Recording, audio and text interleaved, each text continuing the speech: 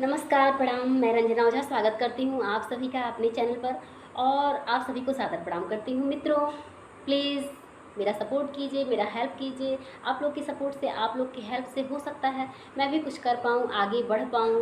तो प्लीज़ मेरा सपोर्ट कीजिए। आज मैं आप लोगों को सुनाऊँगी एक प्यारा सा लाचारी गीत। तो गीत पसंद आए तो कृपया हमारे चैनल को सब्सक्राइब करें, शेयर करें, कमेंट करें, लाइक करें, ज़रूर कीजिएगा। करें नहीं, ज़रूर कीजिएगा। चलिए सुनते हैं एक प्यारा सा लाचारी गीत।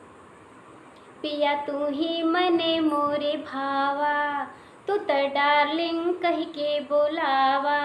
राजा जी तू ही मने मोरे भावा, तू त रानी कही के बोलावा। तोहर मम्मी मने नाही भावे, उ त बैठ के हुकुम चलावे। तोहर मम्मी मने नाही भावे, उ त भाई बाप गरियावे। पिया तू ही मने मोरे भावा, तू त डार्लिंग कह के बोलावा।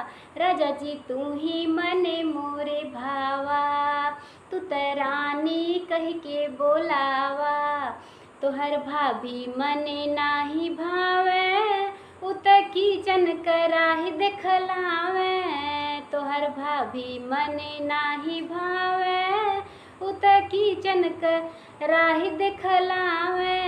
हो पिया तू ही मने मोरे भावा, तू त रानी कह के बोलावा।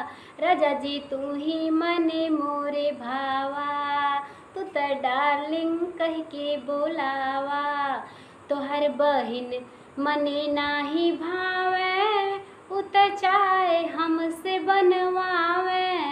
तोहर बहिन मने नाही भावे, उ त सारा काम करवावे। राजा तू ही मने मोरे भावा, तू त रानी कह के बोलावा। पिया जी तू ही मने मोरे भावा, तू त डार्लिंग कह के बोलावा। हाँ राजा तू ही मने मोरे भावा।